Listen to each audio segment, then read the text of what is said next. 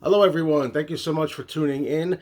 Today, I'd like to talk about a movie that's one of my favorites, and it's a movie I've seen several times before, and I own it, so I pulled the DVD off my shelf, and here it is. It's the John Steinbeck classic novel put to film, Of Mice and Men. This being the 1939 version.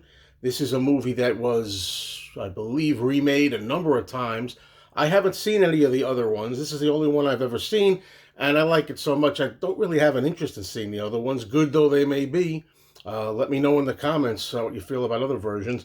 But this one is really spectacular. It just hits all the right spots.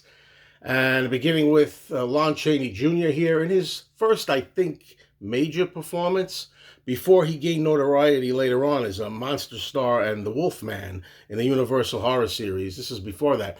And also, we have a very young Burgess Meredith here. And they're friends. Burgess Meredith plays George, and his companion is Lenny.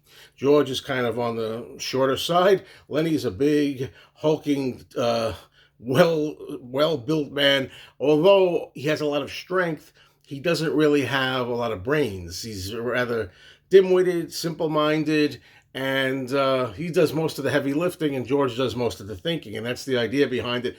If you watch the old cartoons, I think Bugs Bunny for one, he always had a character that would go around saying, which way did he go, George? Which way did he go, George? Well, that I think is a parody of Mice and Men and how Lon Chaney plays the role of Lenny. They're both very good, Burgess Meredith and Lon Chaney as buddies. Now, George has to keep on dealing with Lenny making a lot of mistakes, getting into a lot of trouble.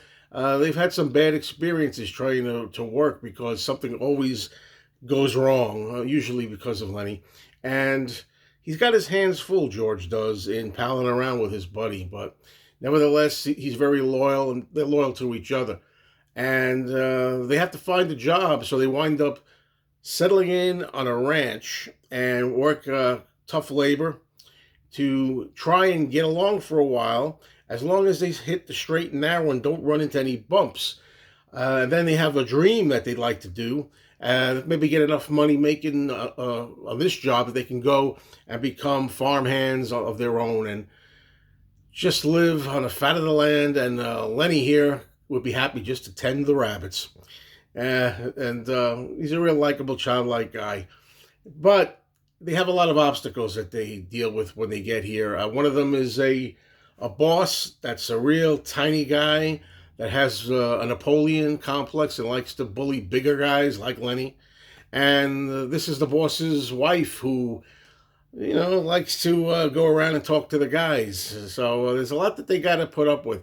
And that's basically all I can say about it. Go from there. The performances are fantastic, not just by Burgess Meredith and Lon Chaney Jr., who, although their characters are really good here as they're portrayed, there are other characters in here. Just about everybody is worth investing your time in. I would give this a solid 4 out of 4 stars, the highest rating. I definitely think it has what I like about movies in particular: good story and strong characters that are well drawn and you can really feel for. I'm in it for the whole duration. Directed by Milestone, and it was a Hal Roach production too. Hal Roach of Laurel and Hardy, Little Rascals.